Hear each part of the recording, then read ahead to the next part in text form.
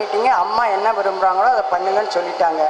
அதனால் 10 வருஷமாக நாங்கள் ரிட்டையர்டு லைஃப்பை என்ஜாய் பண்ணிகிட்ருக்கோம். இதுதான் எங்களுடைய பேக்ரவுண்டு. நீங்கள் எங்களுக்கு பேச வாய்ப்பு கொடுத்ததுக்கு நன்றி. வந்திருக்கவங்க எல்லோரும் சந்தோஷமாக ஹாப்பியாக இருக்கணும்னு ஆண்டவனை வேண்டிக்கிறோம். நன்றி. தேங்க்யூ. சீனிவாசன் நமக்கு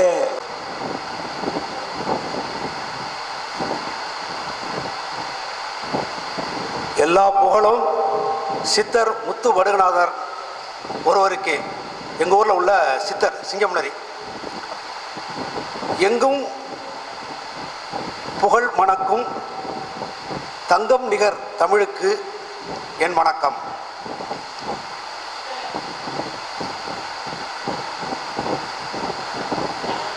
அன்பின் அரவணைப்பில் அறிவுக்கடல் பெருக்கிய அழகப்பர் தாளடிக்கு என் வணக்கம். இந்த மன்றத்தின் இளைஞர்களுக்கும் இளைஞரோடு வந்த தோழியருக்கும் வழித்தோன்றர்களுக்கும் என் வணக்கம்.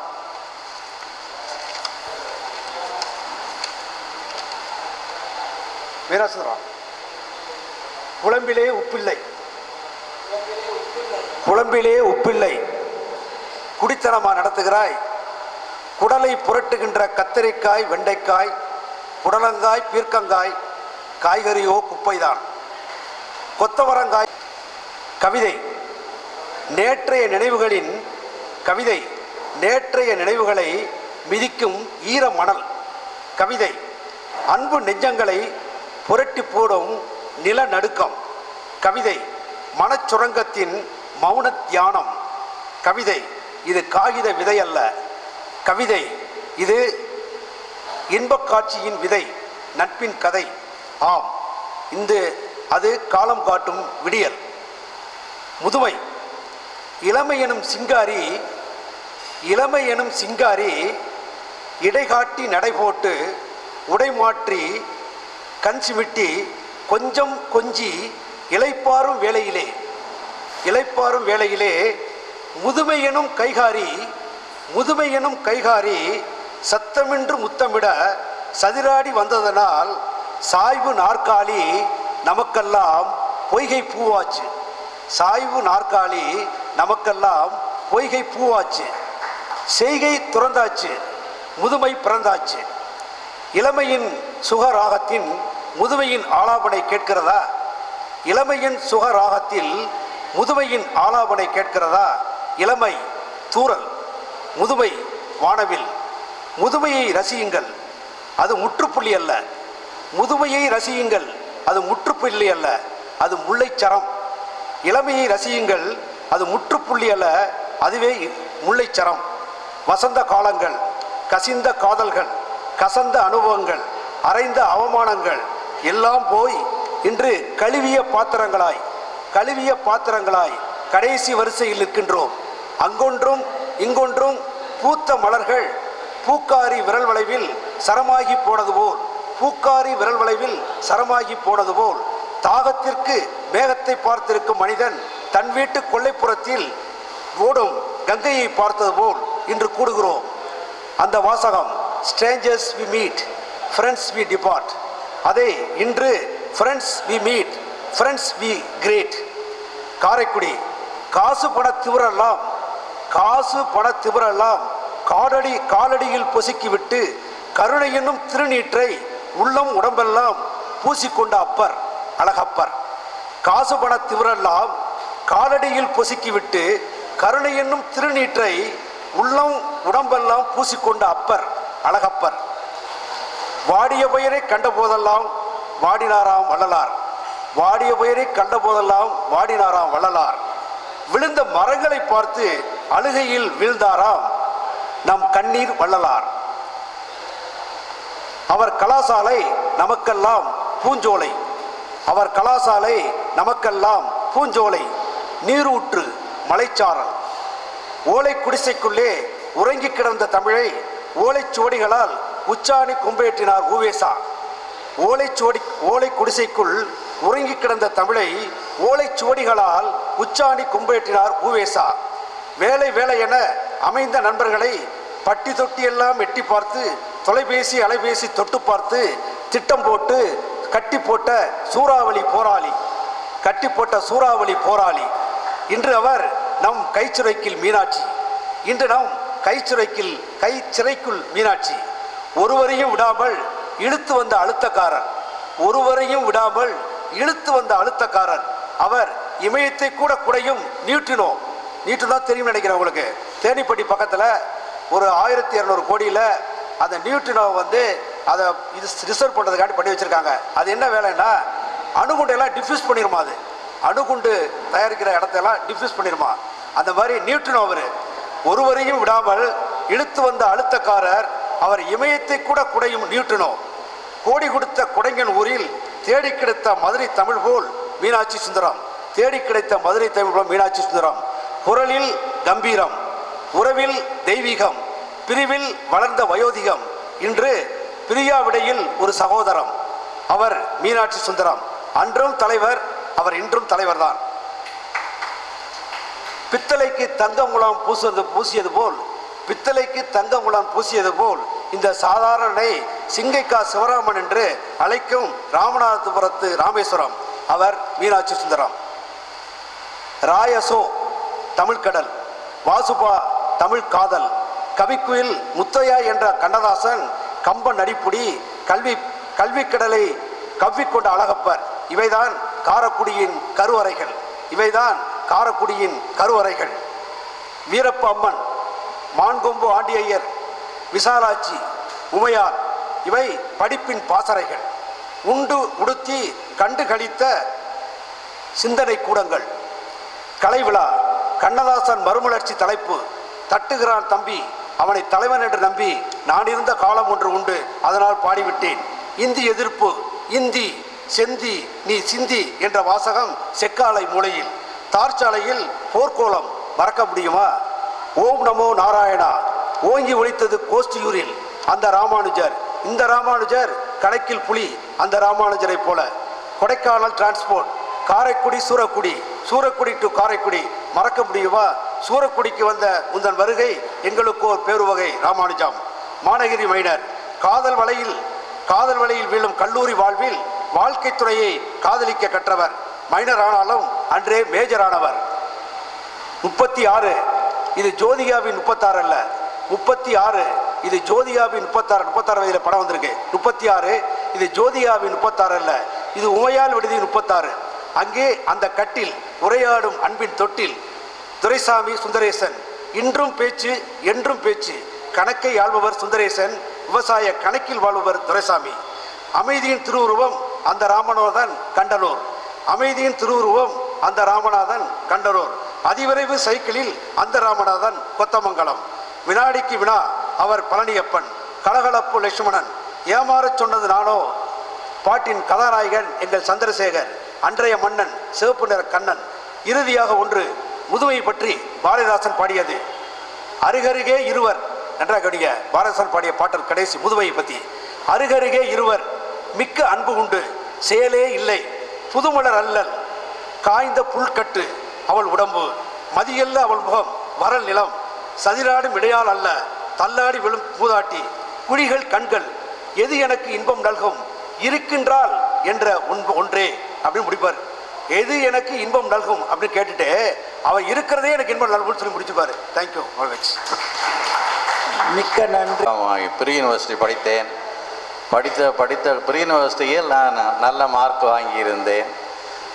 ப்ரீ யூனிவர்சிட்டி முடித்தவுடன் என் தந்தையாரிடம் நான் டெக்னிக்கல் எஜுகேஷன் படிக்கிறேன் என்று சொன்னேன். அதற்கு அவர்கள் சொன்னார்கள், நீ எது வேணாலும் படி, ஆனால் படித்து முடித்தவுடன் நம் கடைக்குத்தான் வர வேண்டும். ஏற்கனவே கடை இருந்து இருக்கிறது, அந்த கடைக்கு வர சம்மதம் என்றால் எது வேணாலும் படி, டாக்டருக்கு வேணாலும் படித்து விட்டு கடைக்குத்தான் வர வேண்டும், உனக்கு எது சம்மதம் என்றார்கள். நான் டெக்னிக்கல் எஜுகேஷன் படிச்சுட்டு கடைக்கு வர்றதை விட பிகாம் படித்து விட்டு கடைக்கு வர்றதே தேவலை. உடனே சரி என்று பிகாம் படிக்கலாம் என்று வந்தேன். இங்கே வந்து அலெக்சாண்டர் ஞானமுத்துவுடன் என்னுடைய அட்மிஷன் அப்ளிகேஷனை கொடுத்தேன். அவர் பார்த்து விட்டு, நீ ஏன் இவ்வளவு மார்க் வாங்கியிருக்கவன் பிகாம் கேட்கிறாய், நீ why don't you apply for some technical education. அது இல்லை இல்லை என் தகப்பனார் இங்கே தான் படிக்க சொல்கிறார். All right, you are admitted, you go immediately and join என்று சொன்னார். சரி சரி என்று பிகாம் படித்து முடித்தோம். பிகாம் படிக்கவில்லை, நாங்கள் கல்லூரிக்கு போனோம். எங்கள் கல்லூரியில் நாங்கள் படித்த காலத்தில் படித்தவர் சோமசுந்தர மன்னன் ஒருவர் தான். மீதி நாங்கள் எல்லாம் நேரத்தை போக்கினவர்கள். எல்லாம் யாருமே படிக்கவில்லை. எந்த பேராசிரியர் சொன்னதையும் நாங்கள் கேட்கவில்லை. இவர் ஒருத்தர் தான் கேட்டார், சந்தேகமும் இவர் தான் கேட்பார். ஏனென்றால் நாங்கள் வாத்தியார் சொன்னதை கேட்டால் தானே எங்களுக்கு சந்தேகமே வரும்.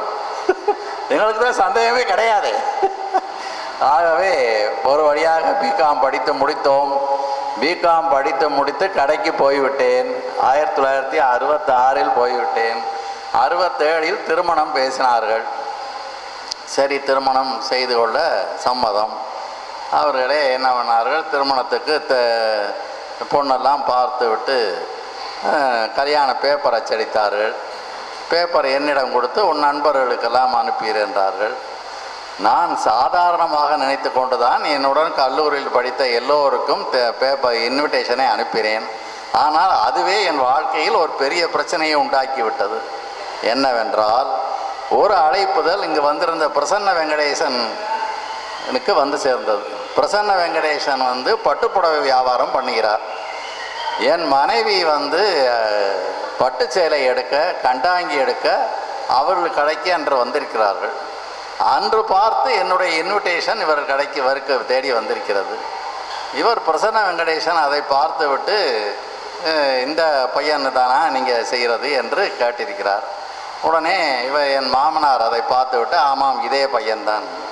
உடனே என் மனைவி உடனே வெங்கடேசனை பார்த்து, உங்களுக்கு இவங்களை தெரியுமா, இவங்க நல்லவங்களா என்று கேட்டிருக்கிறார்.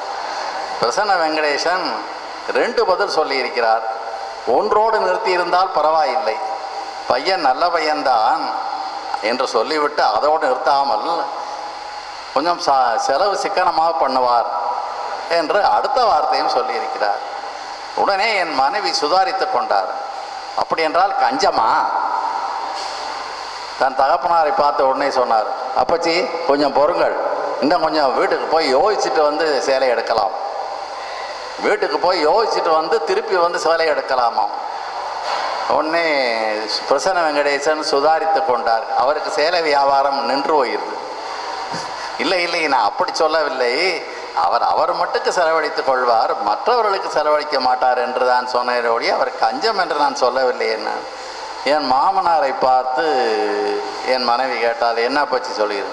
என் மாமனார் ஏற்கனவே சமையல்காரன் கொட்டையக்காரனுக்கெல்லாம் அட்வான்ஸ் கொடுத்து விட்டார். அவங்களிடம் இந்த பணத்தை திருப்பி வாங்க முடியாது. ஆகவே அவர் என்ன யோசித்தார், இந்த திருமணத்தை நிறுத்தப்படாது, இது ரொம்ப நாள் பேசி பேசி இப்போ தான் செட்டில் ஆகியிருக்கிறது, இதையும் விட்டுட்டு என்ன செய்கிறது என்று. இல்லை இல்லை பரவாயில்லை, அவர் தான் என் பையன், அவர் மட்டுக்கு செலவழிச்சுக்கிறாரில்ல, பரவாயில்லை செஞ்சிடலாம், நீ சேலையை எடு என்று விட்டார். பிறகு ஒரு வழியாக திருப்தி அடைந்து சேலையை எடுத்து கொண்டு வந்தார்கள். திருமணம் கன்ஃபார்ம் ஆகி திருமணம் முடிந்தது. இதை அடிக்கடி என் மனைவி சொல்கிறாள். அன்றைக்கே உங்கள் நண்பர் சொன்னார். இதுபோல் பலவிதமான ஆச்சரியமான விஷயங்கள் நடக்கின்றன. 67 தான் திருச்சியில் தான் இருந்து வருகிறேன். எங்கள் சொந்த கடை நாகப்பா ட்ரேடிங் கம்பெனி என்று திருச்சியில் நடத்துகிறோம். நல்லபடியாக விருத்தி செய்து திருச்சியில் நல்ல பெயரோடும் புகழோடும் நடத்தி வருகிறோம். எனக்கு 2 பையன்கள், ஒரு பெண். பெரிய பையன் அமெரிக்காவில் என்வாயர்மெண்ட் இன்ஜினியராக இருக்கிறார். 2வது பையன் இன்ஜினியர். அவர் என்னோடே இருந்து கடையை பார்த்து கொள்கிறார். அவருக்கு என் மகள் வீட்டு பேத்தியை திருமணம் செய்து வைத்து விட்டேன். அதனால் அவர் என்னோடே இருக்கிறாள். ஆயாவையும் ஐயாவையும் பார்த்து கொண்டு இருக்கிறாள். வேறு இடத்துல செய்திருந்தால் நேராக அவனை கூட்டிக் கொண்டு போயிருப்பாள். மற்றபடி எல்லாம் சௌரியமாக இருக்கிறது. சுமார் 3 மாதங்களுக்கு முன்னால் மீனாட்சி சுந்தரம் ஒரு நாள் காலையில் ஃபோன் செய்தார்.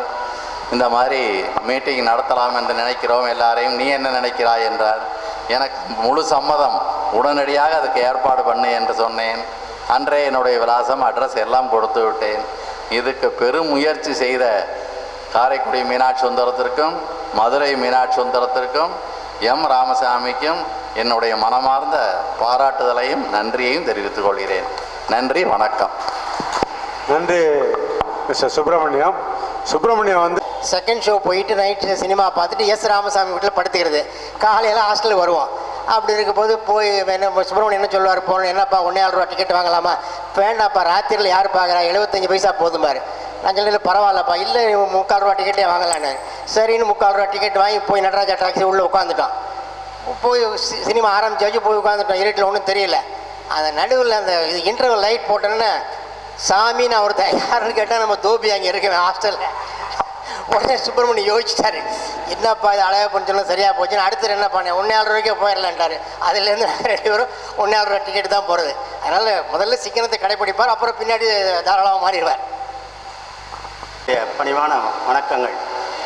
மேலும் இந்த கோல்டன் ஜூப்ளி ரீயூனியனை இந்த அளவிற்கு சிறப்பாக நடத்தி தந்திருக்கிற சுப்பு அவர்களுக்கும், மீனாட்சி சுந்தரம் அவர்களுக்கும், மானரி ராமசாமி அவர்களுக்கும் எங்களுடைய நன்றியை தெரிவித்துக் கொள்கிறோம். மேலும் நேற்று பிகாம் டிகிரி கோர்ஸ் படிக்கும் பொழுது நீங்கள் காமாக இருப்பீர்கள் என்று நம்ம ராமபுத்திரனை பார்க்கும்போது, கலாபா காலேஜில் பார்க்கும்போது சொன்னார்கள். அதற்கு அடிப்படை காரணம் என்னவென்றால், நான் வந்து 62 63 பியூசி படிக்கும்போது செகண்ட் கிளாஸில் பாஸ் பண்ணேன். செகண்ட் கிளாஸில் பாஸ் பண்ணாலும் என்னுடைய தாப்பனார் வந்து எந்த கோர்ஸ் அட்மிட் ஆகணும் அப்படிங்கிறத பற்றி அவங்க அந்த அன்னைக்குள்ள ஃபினான்ஷியல் பொசிஷனில் அவங்களால முடிவு எடுக்க முடியலை, செலவு செய்யவும் முடியாது. வீட்டு சூழ்நிலையை நான் புரிஞ்சுக்கிட்டு நம்ம இன்ஜினியரிங் கோர்ஸ் போகிறதுனா சிரமம், அது நம்மளால் முடியாது அப்படிங்கிற முறையில் நான் வந்து பிகாம் கோர்ஸுக்கு ஆட் பண்ணேன். செகண்ட் கிளாஸுங்கிற அளவில் பியூசி செகண்ட் கிளாஸ் எடுத்து அப்போ பிகாம் டிகிரி கோர்ஸ் ரொம்ப வரமாட்டாங்க. அப்ளை பண்ணதுனால உடனே சீட்டு கிடச்சிச்சு. நல்ல விதமாக படித்து கோர்ஸும் முடிக்க முடிஞ்சிச்சு. என் தாப்பனார் தாயாருடைய ஃபினான்ஷியல் பொசிஷன் 84 வரைக்கும் இம்ப்ரூவ்மெண்ட் இல்லை. ஆனால் நாங்கள் 63 to 66 கோர்ஸ் முடித்த பிறகு தெய்வத்தின் கிருபையால் ஸ்டேட் பேங்கில் வேலை கிடச்சிச்சு. அந்த 67லேருந்து 84 வரைக்கும் இந்த ஸ்டேட் பேங்குடைய சம்பளமும் எங்களுடைய பெரிய குடும்பத்துக்கும் உதவியாக இருந்தது. அப்படி ஒரு சூழ்நிலையை அமைச்சு கொடுத்தது அஸ்திவாரம் இந்த பிகாம் டிகிரி கோர்ஸ் தான். ஆனால் அதே என்னுடைய தாப்பனாருக்கு பின்னால் ஃபைனான்ஷியல் பொசிஷன் நல்லா வந்த பிறகு என்னுடைய மகன் வந்து இன்ஜினியரிங் கோர்ஸ் படிக்க போகும்போது மார்க் டிஃப்ரென்ஸுக்காக 100 ருபீஸில் 6 செக்ஷன் எடுத்து கொடுத்து கருங்குள ரெங்கநாதன் செட்டியார் கேபிடேஷன் ஃபீஸாக கொடுத்து அவங்க சேர்த்து விட்டாங்க. அப்படி ஒரு சூழ்நிலை ஒரு ஜென்ரேஷன்லேயே அடுத்தது மாறி வந்துச்சு. ஸோ இந்த மாதிரி சூழ்நிலையில் இந்த பிகாம் டிகிரி கோர்ஸ் அதையே நான் ரொம்ப கடகலப்பாக இருக்காது இல்லாத வந்து அதுக்கு அடிப்படை காரணம் என்னென்னா, என்னுடைய தாயார் கர்ப்பத்தில் இருக்கும்போது என்னுடைய தாப்பனார் வந்து மலேசியா போயிட்டாங்க. எங்கள் ஐயாவுடைய சொத்துக்களை நிர்வாகம் செய்கிறதுக்காக. அப்படி போனவங்க எனக்கு 14 வயசு வரும்போது அவங்க திரும்பி வந்தாங்க. அப்போ தாயின் அரவணை பிள்ளையே வாழ்ந்தவேனா, அதனால் அந்த கலகலப்பாக இருக்கக்கூடிய ஒரு பக்குவம் இல்லாமல் போயிடுச்சு. ஆனால் இந்த பிகாம் டிகிரி கோர்ஸும் இந்த ஸ்டேட் பேங்கையும் என்னுடைய வாழ்க்கையில் எனக்கு மறக்க முடியாத 2 அம்சம். இந்த அளவில் என்னுடைய பேச்சை நிறைவு செய்கிறேன். நன்றி, வணக்கம். ஹலோ, நன்றி திரு வைரவன் அவர்களே. திருமதி வைரவன் அவர்கள் சில வார்த்தை சொல்ல விரும்புகிறேன். ஏற்பாடு செஞ்சவங்களுக்கு ரொம்ப நன்றி. ரொம்ப முயற்சி பண்ணி எல்லாரையும் கூப்பிட்டு எல்லாரையும் சந்திக்க வச்சது ரொம்ப ரொம்ப சந்தோஷம். நன்றி. அம்மா அப்பாவோட சக அம்மா அப்பாக்களையும் இங்கே ஒன்று கூடி செலவில்லாமல் அட்ரஸ் தெரியாமல் ஊராக தேடி கண்டுபிடிக்காமல் ஒரே இடத்துல கூட்டி குவிய வச்சு அவர்களுடைய நிறைவான சம்பவங்கள், துயரமான எல்லாவற்றையும் ஒன்று கூடி பகிர்ந்து மனம் நெகிழ கூறியதை பார்க்கும் பொழுது ஒரு இனிமையான ஒரு நிகழ்ச்சியாக அமைந்துள்ளது. இதற்கு பல அனுபவங்கள் இருந்திருக்கும். இந்த முயற்சி எடுத்து நிகழ்த்தி கொடுப்பதற்கு அவர்கள் அனைவருக்கும் மனப்பார்ந்த நன்றியினை தெரிவித்துக் கொள்கிறேன். இந்த நிகழ்ச்சி மேலும் மேலும் நன்றாக வளர்ந்து ஒரு 50வது வருடத்தை கழித்து ஒரு 90 வருடம் 100 வருடம் என்று எல்லோரையும் ஒன்றாக பார்க்க மனம் குளிர இருக்கும் என்பதையும் மகிழ்ச்சியாக தெரிவித்துக் கொள்கிறேன். நன்றி.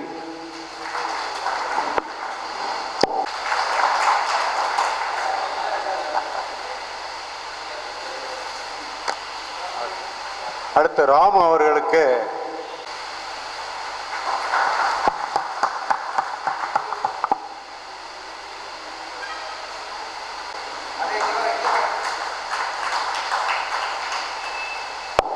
சீனிவாசன், மதுரை சீனிவாசன், காரைக்குடி சீனிவாசன் அவர்கள் இந்த கோல்டன் ஜூப்ளியை கொண்டாடுவதற்காக பெருமுயற்சி எடுத்து அவரெல்லாம் இங்கே வரவழைத்து நல்ல சிந்தனை ஊட்டி நம் ஒரு மகிழ்ச்சியோடு திரும்ப அளவிற்கு அந்த கடைசி நிலையில் வந்திருக்கும் நிலையில் இந்த